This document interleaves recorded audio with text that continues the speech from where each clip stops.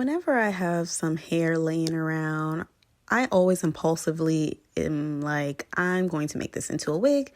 So I had some hair. It was Crimp Curl and Bouncy Spring by Main Concept, and I had a little bit of Ripple Deep laying around. So I was like, okay, I'm gonna make this a wig. Now, I had full intentions on making this a lace wig, but I'm gonna circle back to that. But this is the cap that I'm using. I literally just used a dome cap and then I sewed down a strip of lace onto the dome cap so that I could ventilate later on. But right here, I'm just crocheting through the dome cap, and it is a little bit difficult to push through the dome cap, but once you get a rhythm of it, it can go by pretty fast. And because I'm crocheting on a dome cap instead of like a crochet mesh cap, I feel like it allows me to get more coverage than I would usually get using a mesh cap. But this is me halfway done. I haven't really used that much hair at this point. I've maybe used like a half pack of each of the curls. Right here, I'm going to show you how I did the invisible hairline. It's basically just pushing a small strand of the crochet hair along the side of the dome cap and then just doing a single knot with one of the strands. And I just repeat that all along the hairline. I'm going to do it again so y'all can see. I just take a little small strand, push it through the dome cap, pull it through, and then I just knot it on one side.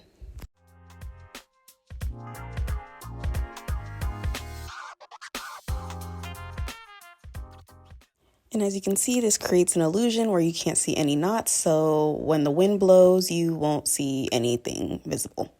So right here, this is me starting my ventilation process. Well, actually, this is like 24 hours into my ventilation process. I just want to know why y'all ain't tell me ventilating lace took so freaking long. Like, I did this one little section right here, and this took me almost 2 days to do. And I was like, oh, heck no. So we're going to nix that whole idea of doing a lace closure or a lace strip wig. And we're going to make this a U part / V part. So I basically just cut off the lace that I had sewed down. And I just went through and just did the invisible knot method along where the parting would be so that I could wear this without leave out, or I could wear it with leave out. I chose to wear it with leave out just because it's the wintertime and I don't really care if my hair reverts. Plus, this is a curly texture and I just want it to look really natural. So I just did the invisible knot method all along where my parting space would be. Yeah. So this is what it looked like when I finished doing the invisible knot method all along the parting. And this is a lot of hair. It has so much bounce and movement. But right here, I'm about to add the clips so I have some security.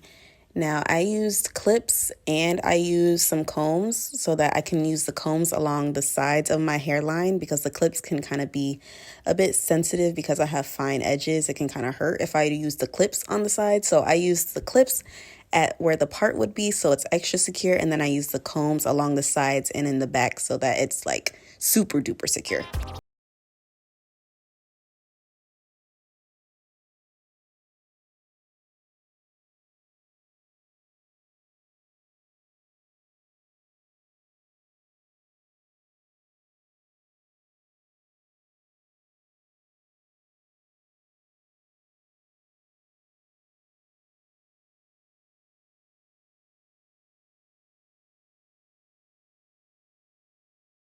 Fitting, it fits really good.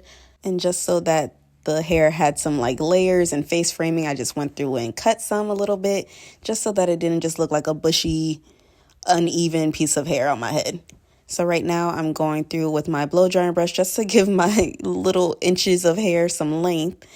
So I'm about to show y'all how I blended in my natural hair with the U-part wig. As you see, my hair is quite short, but I was like, okay, let me just add some micro links onto my natural hair to help blend it in with the U-part a lot better. So I'm going to go through, take a small strand of the crochet hair that I've been using to make the U-part wig. I'm going to attach a micro bead onto it, use that small little crochet hook, attach the crochet hair to my natural hair, and then I'm going to take some pliers to kind of clamp and seal that down. Now, this process can be a little bit difficult to do at first. If you're not familiar using this technique, I was kind of struggling a little bit too, honestly, but once I figured it out and got into the groove of it, it just kind of went by pretty quickly. But I'm about to show y'all again how I attach that crochet hair onto the bead. I just use that small crochet hook, crochet it through the micro bead, and then I use that same crochet hook with the bead and the hair on it, and I kind of slide the bead onto my natural hair, and then I just use the pliers to clamp it down. And doing this method is kind of like a seamless way to add like density and length to your natural hair. Like usually you see people do micro link installs, like full head installs with micro links, but I've kind of just figured just doing just a small section of my leave out can just help blend my natural hair with any other type of style that I'm doing. But right here I'm just going through with some mousse to help with the blend. I apply mousse on both sides of my natural hair where my leave out is, and y'all gonna see it like came out so good. Like the way that it blended in the long run, I honestly shocked myself, to be real with you. This is the final product. This is the back of the hair, full bouncy, and looks so natural. Like I'm obsessed with this look. I'm probably gonna wear this wig on and off all the time. That's just the flexibility of having a U-part wig. I could just unclip it and clip it back on whenever necessary. I'm obsessed. Okay, bye.